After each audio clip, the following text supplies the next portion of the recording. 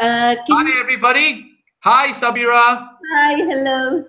Hi, guys. I'm sure you must be wondering what's going on here. Welcome to this very special Google Live where I've had the great opportunity to be interviewed by a very old friend. Well, she is not technically old. It's just that we have known each other for years now. I think she has known me since I first graduated from university. Sabira Sulaiman, everybody. Sabira, can you say hi? Hi, everybody. So, first of all, let's test your entrepreneurial intuitions. What is the first question you think I'm going to ask you? Well, Sabira, here's the interesting part, right? I think I just want to introduce to the audience about what are we talking about today so they could actually know what I'll be answering, what exciting questions I'll be talking about. So, Sabira, I understand you are now a PhD student with University Utara, Malaysia, right? Yes, exactly. And you're doing this exciting research, your PhD study, where you are actually studying what are some of the motivations or factors that have actually promoted young people in university to want to start their own business. And I know you're comparing local Malaysian youths or students like myself. Yeah, I used to be a student once. And yeah, you're also comparing with foreign students, uh-huh. foreign entrepreneurs. Am I right? Yeah, totally right. So the first question I'm going to ask you, can you tell me more about yourself? What kind of person are you and your family background? Great. Thank you, Sabira. So first and foremost, thank you again for having me. So my name is Michael Teo, and I would believe that I am an entrepreneur in a sense where I've started several businesses before. I've had businesses in event management. I've had businesses in online business. But the one business that drives my passion is actually the talent development business. So that was when I started Thriving Talents. We are a global talent development company where we provide coaching services, consulting, and also training services to companies across 39 countries so far, Sabira. And we have actually worked with companies in the Fortune 500 list. These are companies like Microsoft, HSBC. Well, I just came back from a training with Petronas last weekend. So I had the great opportunity to even train our only Fortune 100 company from Malaysia, our oil and gas giant Petronas. We work with companies like Shell, SAP, Oracle, General Electric. So we have had a great opportunities to work with their leaders and develop their leadership potential at the same time. I am a global speaker. My business model revolves around me providing my professional services to companies, me providing consulting services to companies, and also producing my products. So the products I sell are normally in the range of online learning products. We produce softwares for companies so that employees and talents could learn better. So that's a little background about my business. Okay, you follow? All good. So where did you Now, get your entrepreneurial spirit? well, here's the interesting thing. Remember you asked me about my family background. Yeah, So I think coming from an Asian family, I'm from Penang, the northern state of Malaysia. My family members are entrepreneurs. all Truth be right. told, though, my father and my mother, well, the idea came from my late grandfather, actually. My Uh-huh. late grandfather had this idea of creating a social enterprise. So he wanted to create a school, or what we call an alternative school, or in the Asian term, it's called tuition centers. So what happened is that my late grandfather came up with this idea of creating tuition centers so that kids from rural areas, kids from lower income families could afford to get additional education aside from the education that they get in school. So my grandfather inspired both my mother and father with that idea, and my father and mother quit their jobs. My mother was a nurse, my dad was a ship engineer. They quit their job, got married, and then started a tuition center in a small town of Bukit Matajam in Penang, the northern state of Malaysia. And I grew up in an entrepreneurial family. You All know, right. we didn't make a lot of money at that time because my parents always believed that their business is a social enterprise where they've just made what is enough to take care of myself and my younger brother and the family, but they made sure that they made education as accessible as possible. And I think because I grew up in that environment where my parents have taught me a lot of business, it has somewhat become a legacy to me, which I think is one of the motivations that I have to Yeah. actually want to get into business. And that's because my family, we are involved in business. even though my parents would say they're involved in social enterprise. But if you think about it, my company right now, Thriving Talents, we have expanded to 39 countries. We have went to countries like Zimbabwe, South Africa. We have went to countries like Peru, Guatemala, Honduras, Colombia. Now, these are all developing countries, right? And when we go there, when we work with the companies there, we also make sure that we work with their young leaders in those companies so that they could actually become the change agent and impact lives at the same time. So if you want to think about it, Sabira, I was inspired to start my business because of my family heritage, because of the legacy that I want to preserve in my family. And that has become my passion. But because my family started a social enterprise, Thriving Talents also has some social enterprise flavor of its own. So I think that. So how long you already have been like in this field? How long have I been in this field? Well, I've been in this field for the past close to 5 to 6 years now. I started Thriving Talents in the year 2012. I was just 25 years old at that time. So I'm quite a late boomer, actually. A lot of young people these days start their business at a tender age of 21, 22. I started mine at the age of 25. And I love the business ever since. All right. So when you are studying in the university, did you ever get involved with business or entrepreneurship? Yes, definitely. All right. Definitely. What kind of like things that you have done? Well, I have 3 ways I can answer that question of yours, Sabira. Excellent Right. question. Number 1 is, I understand a lot of students in universities, they want to become entrepreneurs.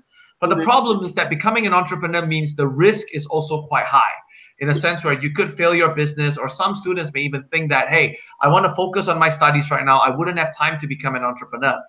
Yeah. But one of the things that I would really urge students to do is that when you want to become an entrepreneur, is that to know that there are other alternative ways on how you can become an entrepreneur. For example, the first way I did was I joined competitions. So in universities, there's plenty of entrepreneurship competitions that you could join. The HSBC Young Entrepreneur Challenge is highly recommended. There are also other startup competitions, pitching competitions that you could join that could give you that additional confidence, that additional experience to strengthen your CV and strengthen your own track record and prepare you when you're really ready to launch your own business. So the first approach I did was to join competitions. The second approach is what I did is called starting micro businesses. In the sense that one of the things that university students could do is that you could actually become freelance consultants. Now, if you think about a freelance consultant, people may say that freelancing is not really a business, but I beg to differ. Thriving Talent started with me freelancing. I was just a speaker. Today, we have grown to a team of 10 full-time employees. We're generating a turnover of 7 figures every year, and we are absolutely proud of that. We have our clients to thank. But if I recall how I started, it was because I started micro ventures in my university. I started selling products online. I started offering my services, providing consultation to companies in marketing, social media management, including how do they motivate their staff. I started micro businesses like that in university so I could learn from the mistakes early. I could learn from the strategies. And the best part is, Sabira, I could actually leverage on my university resources in order for me to get access to information that will allow me to make more informed decision on how I would run my business. And the last and third technique is to go under apprenticeships. It is during this time when I did my university in New Zealand. So I'm born in Malaysia. I studied in Malaysia for the rest of my schooling lives. I did college in Malaysia, but for my tertiary studies, I went to New Zealand. All right. And during that time, when you go to New Zealand, one of the things I did was I looked for very successful entrepreneurs who were actually part of my university's industry partnership program or my university advisory board. I would approach them to actually mentor me. And that was how I learned. So 3 ways. Okay. Young business when you're still in university. So do you see university Yes. is involved in startup ecosystem? The line is breaking up. All right. So you can try again. All right, go ahead. Go ahead with your question. Go ahead. Okay. Can you hear me now? Yes, loud and clear. Let's do this. So do you see university as an important agent to involve in startup ecosystem? Can you repeat that again? I'm sorry. Do you see university is an important agent to you to be involved in startup ecosystem? Excellent. Yes, I do see university playing a strong role in catapulting the startup ecosystem. Reason being Oh, because the university provides a safety haven for a lot of young people to start their businesses. Here is my belief, Sabira. If a uh-huh. young person were to start a business in a university, and if they're nicely behaved, if they go and inform the university, and if they tell the university of their dreams to start a business, it is of the interest of the university to ensure that their business succeed, because they could be role models, they could be good advertising testimonials for the university. So because of that, these young people could then leverage on the resources and the networks and the credibility of the university to start their business. Yeah. Unfortunately, though, a lot of young people don't know this. So I truly believe, yes, universities do play a role as a catalyst for young people to start their business. They should know that because they're in university, they can get access to a lot of information that could assist them in the future. So what are the factors that make you interested in entrepreneurship? Do you have? Well, I think number one is freedom. I would like to say that entrepreneurship is a lifestyle. If some people were to think entrepreneurship is all about making a lot of money, which is true, you can make a lot of money. But at the same time, I believe it's all about lifestyle. It's not true that entrepreneurs are just bosses and they boss people around. In fact, this is what I believe in. Entrepreneurs are normally people who work extremely hard. And why do they work extremely hard? They work extremely hard because they believe they have a purpose, they have a mission that they want to deliver to the world, and they create products and services that serve their purpose. So at the end of the day, I believe the most motivated entrepreneurs are people who work not because they have to, but it's because they want to. So I started my entrepreneurship journey because I have a passion, I have a purpose, and because it's a lifestyle. I love the lifestyle. I love to be in control of my life. I love to be in control in the way how I produce value to people. I love to be in control on how I create products, offer my services to clients. There you So go. I mean, with all what you have now, so how far are you willing to go succeed? How far am I willing to go? I mean, for Yeah, Thriving Talents, yeah, we are considerably, yeah. For yes. current situation, so for current situation, how far are you willing to go to succeed? I mean, maybe in 5 years, what do you see? I mean, success about. Right. Well, you see, here's your interesting thing, Sabira. Thriving Talents, we are considered a young company, as I wanted to talk about it a moment ago, but we have expanded to 39 countries. In fact, we're expanding to country number 40 this June 2018, that is to Latvia, something we're very excited about. Now, if you were to ask us, where are we going? What does the future look like? I think with technology today, it has made doing business a lot simpler, a lot more cost effective. Yeah. So I think at the end of the day, for young entrepreneurs to expand their business abroad, I think they should be asking themselves is, have they developed the right networks? Have they gotten the right advice to help them expand abroad? In terms of where do I see Thriving Talents in the next 5 years? Obviously, I want to see Thriving Talents become a technology education company, in a sense where we are now leveraging on technology to actually reach out to more people around the world to share with them our philosophies, our principles on human capital development. Because at the end of the day, I'm a believer, Sabira, that all economies, all countries in the world Yeah, rely on how skilled their talents can be. And we hope to achieve that. yeah, it's brilliant. So, what is the characteristic that must be present in a person to engage in startup and business? Do you think Wow. is that yeah any interesting characteristic that must be present by someone to be an entrepreneur? There would be three characteristics that I'd like to quote. Number one is persistence. All right. You have heard the story of Ray Kroc, the founder of McDonald's. You have heard the stories of Steve Jobs. You have heard the story of Bill Gates. You have heard the Yeah. story of my very own good friend and also mentor, Tan Sri Tony Fernandez of AirAsia. All Yeah. of them have persistence. Persistence is key. Entrepreneurs never give up. All right, number one. Number two, resourcefulness. Entrepreneurs will never ever blame other people should they fail to do something. They would always be innovating. They'll always be thinking, what are some of the ways I can do to make sure I get to my goals? So they need to be highly resourceful. They need to have a thick face. They cannot feel shy when they need to ask help from people. Last but not least, though, the third criteria that I believe entrepreneurs must have must have is actually entrepreneurialism. They need to be entrepreneurial in a sense where entrepreneurs need to be comfortable in making money.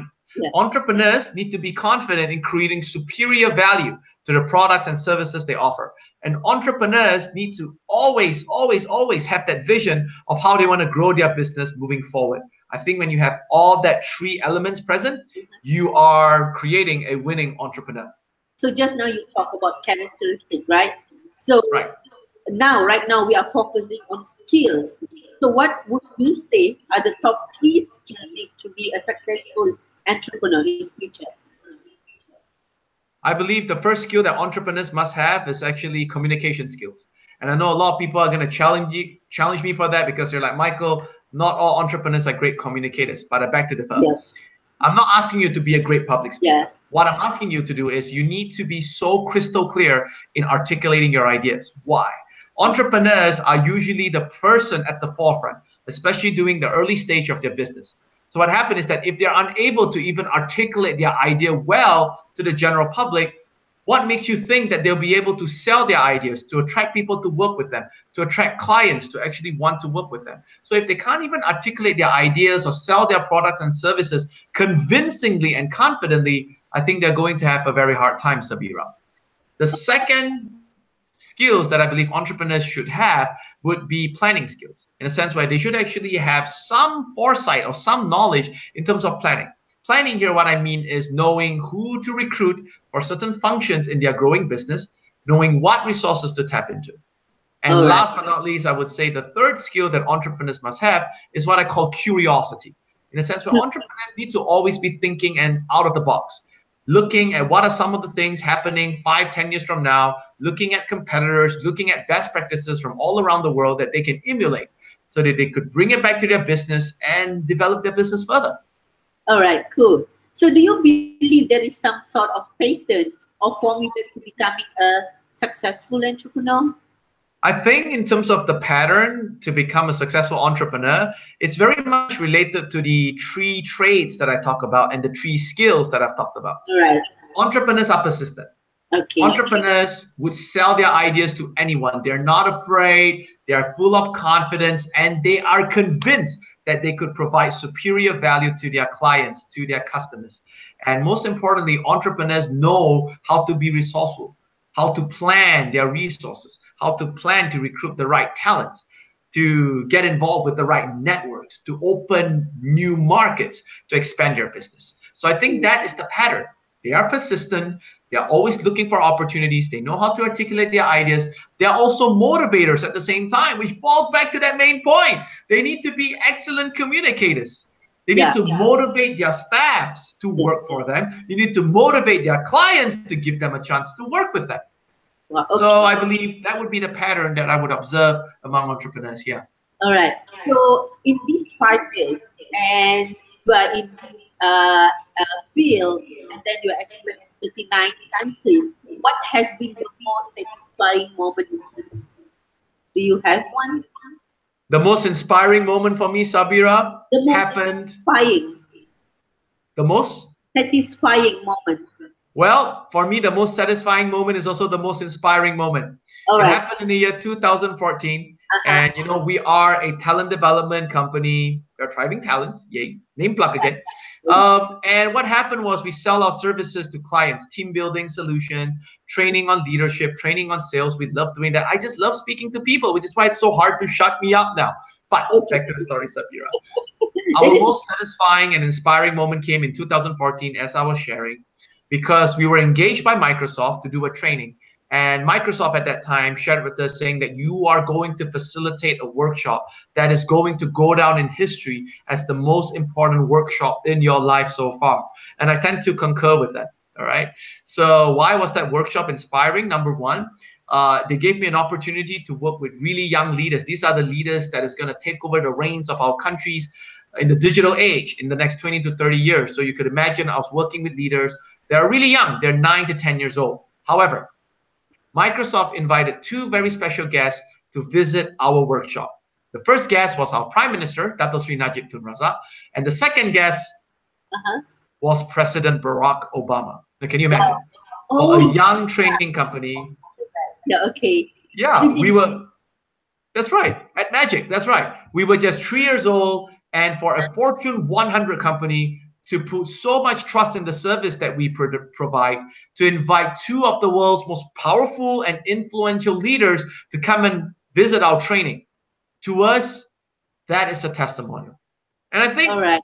one lesson I want to share with all the entrepreneurs watching this video right now, Sabira, is that, Yeah, young entrepreneurs always have this mindset. They're yeah. starting a young business, they're starting a new business, they shouldn't work with the big boys. I disagree with that mindset. We started Thriving Talents. Sure, it was tough, it wasn't easy, but our first client was Microsoft, and that made all the difference. Our second client was Intel. Hmm? Our third client was Sony. Wow. Our fourth client was General Electric. Our fifth client was SAP. We were now a young company. We were barely 1 year old, but we were now working with Fortune 500 companies across the world. Wow. I walk into meetings where HR directors, human resource directors, CEOs would look at me, Michael, are you seriously going to train and speak to my staff? Because you're 25 and my daughter is your age. Uh-huh. And she's starting out in her first job in a bank. And guess what? I told them, sir, with all due respect, I understand I may be young and I still have a lot to learn. At the same time as well, we have had great clients like Microsoft, Intel, General Electric that have given us the golden opportunity to work with them. So I hope, sir, you would give us the opportunity as well. So again, when you're starting a business, go big. It's the Asian mentality that is preventing us from doing so. A lot of Asian people tend to think that, I'm Asian. I don't want to shout about my business. My grandma used to tell me, Michael, if you're really good, you don't have to tell the world that you're very good. I love you, grandma. I really do. But I disagree with that. Because in the world today, we are drowned by a lot of noise. There's so many advertisements going on. You need to tell people what value you can give them. Because once you do that, people would know how to identify you. If you're just going to zip your mouth, nothing is going to happen. If you're going to just count your lucky stars, that people are just going to stumble upon you, that's not going to happen. We spoke to Microsoft 4 times. All right. Persistency. They gave us a chance. We became good friends because we delivered genuine, sincere, absolutely awesome value in the training we provide for them. And guess what? They got President Barack Obama to visit our workshop. Wow. That's awesome. Yeah, that's awesome. So, like, who is the one entrepreneur to be your greatest example or inspiration? It's interesting you mentioned that, Sabira. I could quote Tan Sri Tony Fernandez of AirAsia because of his persistence, his globalized mindset. I could quote Bill Gates on how he has built a company with a vision. The vision was to put a personal computer in every single household, right? However, I believe the biggest role model for me for my entrepreneurship journey would be my own parents. And I think a lot of young Asian business people, young Asian entrepreneurs, I think it's very important for us to get external inspiration from iconic business people. But never forget to look at our own Asian business people, especially if you have parents, family members who run businesses. Learn from them because, well, they have all the Asian values. Yeah, I think you are lucky that because you have like a parents, very supportive parents. But some of the graduates here in Malaysia, what they are, mumbling about is that their parent is not supportive. They say you should go and work. It is like a cultural thing in Malaysia. You should go out and work after after you finish your university life. After you graduate, you just go work and earn money and feed your family. That is what we have, the mindset of most of the parents that in Malaysia. But yeah, it was Can I really answer great. that question? Yeah, exactly. Sure. Go ahead. Yeah. Here is the one suggestion I would have for many young Malaysians who actually want to start a business, but you're thinking, my mom and dad are going to hate me for this. They're going to throw me out of the house. Guess what? Here's the thing. You need to talk to your parents. If your parents do not agree with you starting a business, there could be something wrong with your explanation. There could be something wrong with the business plan that you give. Now, obviously, though, some of you may argue saying that, no, I know my business. It works. My parents just don't get it. Here's the thing you need to do. First thing you need to do is remain calm. Okay. And then you need to produce a plan, not your business plan anymore. You need to produce a plan to show your parents how would you mitigate the risk if you do start a business. And one of the things I really love is to tell your Asian parents that for them to give you time to experiment. In a sense where you may tell your parents, Mom and Dad, give me 1 year. After I graduate, I'm going to try my new business. Give me 1 year, I'll be making an income. Now, if after 1 year, I'm still not making the right income, I don't feel right about the business, I would follow your advice. If you want me to go back to employment, I will. There you go. I think if you give Asian parents a safety net, an insurance plan, a deadline for you to prove yourself, they'll most likely agree. That is good. I mean, that is good idea. Yeah, I hope that they will use your, advice next time. I hope so too. So, didn't you look for another job before becoming an entrepreneur? Definitely. You know, people have asked me before, Michael, should I become an entrepreneur just out of university? You can, but you have to work extremely hard. Look for mentors. You know, we have a lot of entrepreneurship programs out there. Come on, just go and Google entrepreneurship courses, or even go onto YouTube. For those of you who are watching this video right now, most likely you have typed on YouTube, entrepreneurship, finding my purpose, how to become an entrepreneur, student entrepreneurship. That's why you're here, which is why I want to thank you. Salute. But at the same time as well, here's what's going to happen, right? I would always advise young people, if you don't want to take the risk yet, when you're still in university, don't start a business. Go work for someone. But does it mean you need to work in a big company? Well, big companies are great. I mean, we work with them, right? They are our clients. But try to look for smaller companies. In the words of Jack Ma, he said, when you work for smaller companies, you work with the founder and you learn about the passion. You do everything in the company. And that gives you a great overall experience of how it feels like to become an entrepreneur. So again, work for people first. As for me, I've had the chance to work for people. When I was studying in New Zealand, as I mentioned, for my tertiary studies, my undergrad actually, I've had the great opportunities to be trained by companies like Deloitte, Boston Consulting Group. When I came back to Malaysia in 2009, I worked for a branding consultancy company, which we had the great opportunities to study about companies like AirAsia and DG. And then I even worked in the government sector for a while. And then I started my own event management business. And then I went back to work in management consulting. So I've actually worked to get some experience. All right. So talk about the risk-taking, right? Risk-taking behavior. Do you think it is an important factor in your life to be an entrepreneur? Right. It's very important. But you see, when you talk about taking risk, I would rather say take calculated risk. In a sense where, you know, people say taking risk. It's like, oh, I want to take the risk. I just want to jump in. You know, if I die, I die. Guess what? That doesn't work. Take calculated risk. Do your market research. Talk to people. Right? Yeah. Learn as much. And that's why university is the best time. I remember using Nielsen, you know, the software Nielsen, to do my market research. You have to pay thousands of dollars if you're outside to use Nielsen. I go to my university library. They're a subscriber to Nielsen. I use Nielsen to give me market data. With that market data, I can now make calculated risk assessment to see whether I should go into a market or not. All right. There you go. Okay. So if you had the chance to start career over again, what would you do differently? You will choose the same path, or you will go for another things? You know what? Yeah. I would do the same. You would do the same. I love my business now. God bless, God willing. I love the ability to develop people. I love that my clients have given me business, but also education. Working with clients that are like the top guys in the industry, Microsoft, the General Electrics, Oracle, HSBC. What happened is that you need to meet their standards. And as a young company like us, we managed to grow to 39 countries so fast in the span of 5 to 6 years was because we always challenge ourselves to meet their global standards. And that's how we work with them. Okay. So I think I would repeat the business. Perhaps, you know, just enhance myself a little bit better, but I will still remain the same. All right. So top 3 places on the globe that you haven't conquered yet, but would love to. Wow, I wouldn't say conquer. All right. I would love to do business there. quite hard to say because we have gone to the United States 11 times. The US Embassy is one of our clients. We've gone to Canada. We've gone to Australia, New Zealand. But I would say the first country that I would love to go is Egypt. I love history.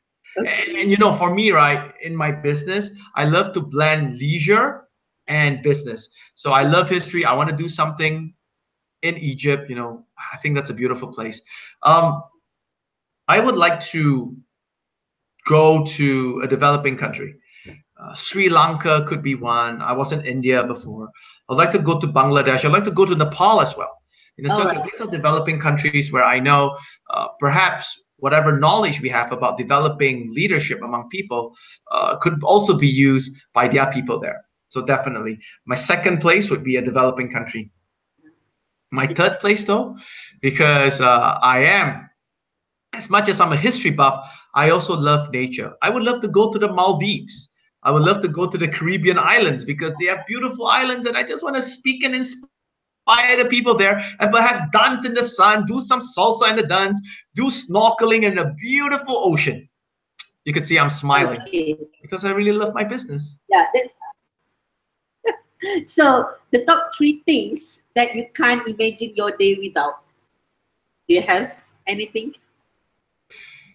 Number 1, my smartphone. I need my smartphone. It's my organizer. It's my life. Helps me to function away from my office. Second thing, my laptop. I know with the smartphone we could do a lot of things, but I still am a laptop guy, and I love my laptop. My laptop, it's basically my wealth creator. I create proposals there. I create products there. I talk to my team there. It's amazing.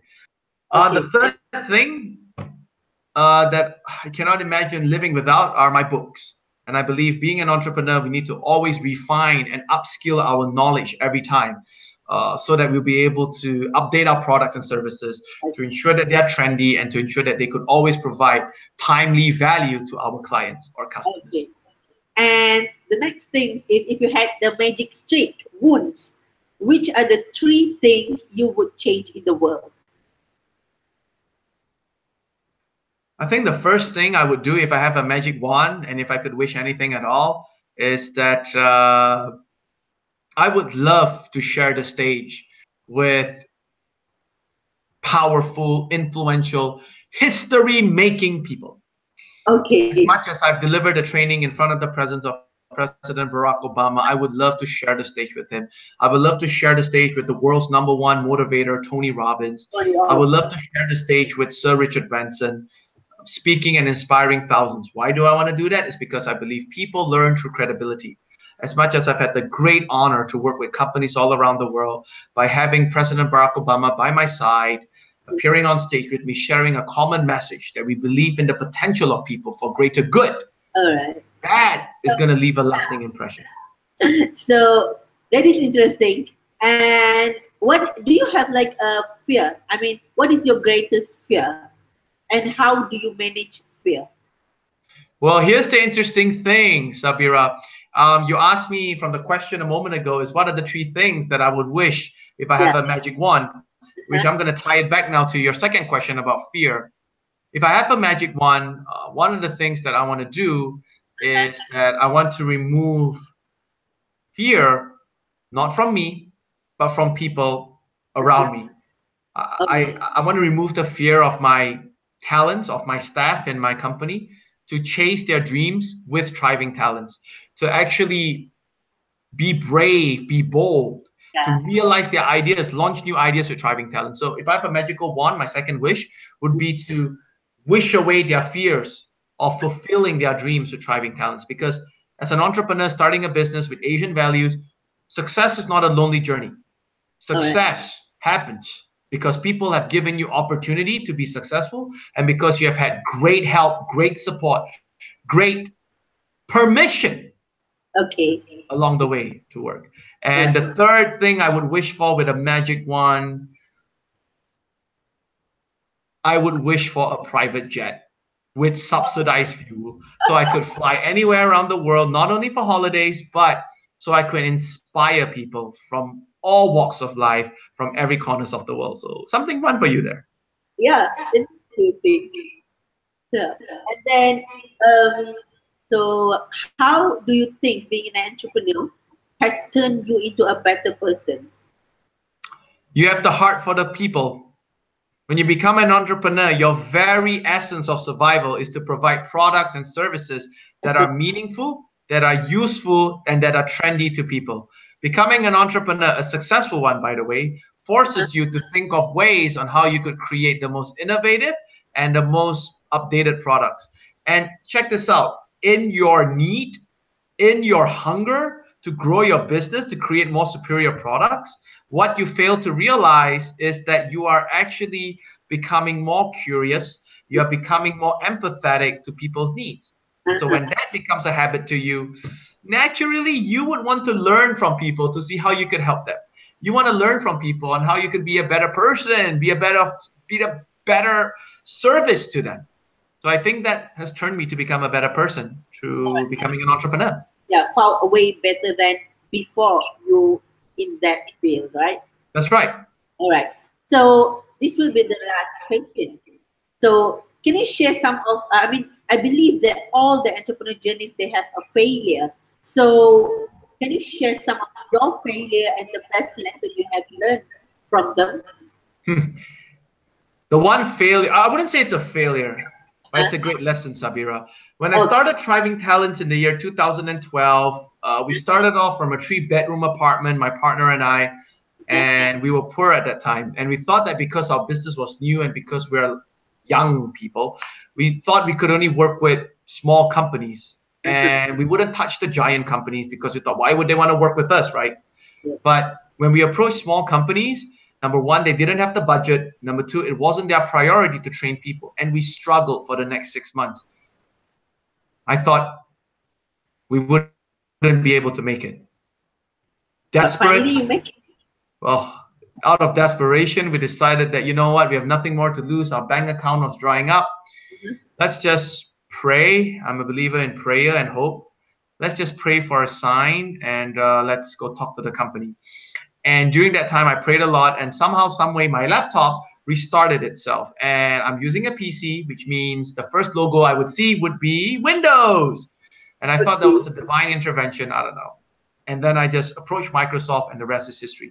So the moral lesson here is, I know your business may be young, I know your business may be new, but never ever underestimate yourself. I mean, if you're going to be approaching clients anyway, one thing I've learned, Sabira, go to the top. I think a lot of Asian young entrepreneurs have this self-defeatist mindset. They're thinking, I'm not good enough, I shouldn't be doing it. Guess what? You are telling yourself that bull crap that you're not good enough. Go out there, prove your worth. Like for us, our first client was Microsoft, it was Intel, it was General Electric. Were we ready for them? Absolutely not. But when we got them as our client, it forces to benchmark against them. It forces to enhance our training, our learning curriculums, our syllabus, our modules to meet their global standards.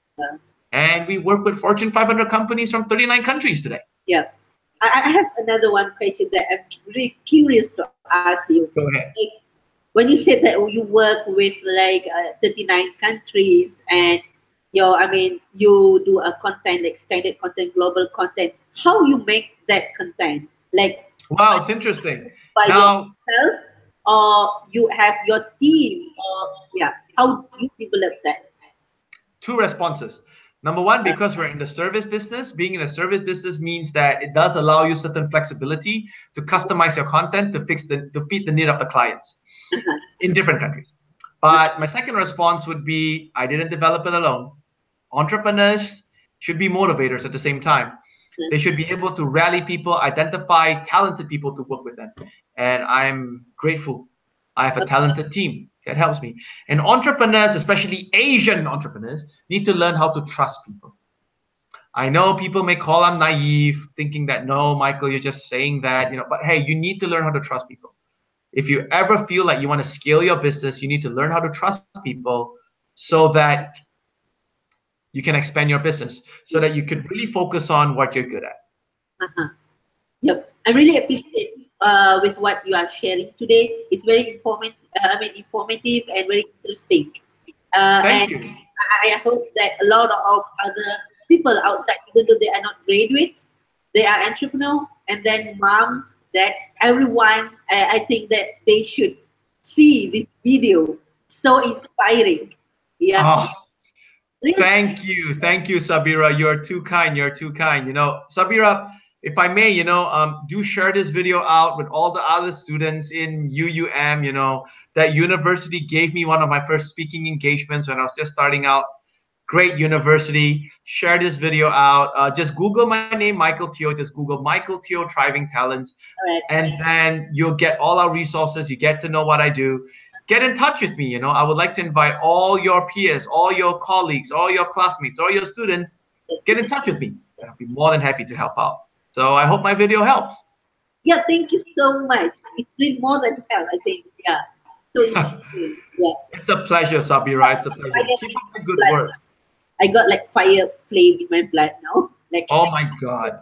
Sabira, you are studying for your PhD. You are undertaking a very, very meaningful yet very relevant research. I wish you all the best with this.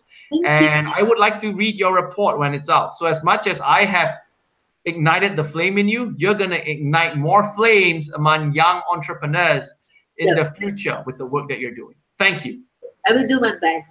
Yeah, thank you so much. Thank you, Sabira. We will talk to you again soon. And thank you, everyone, for tuning in. Thanks again, guys. Bye. Bye.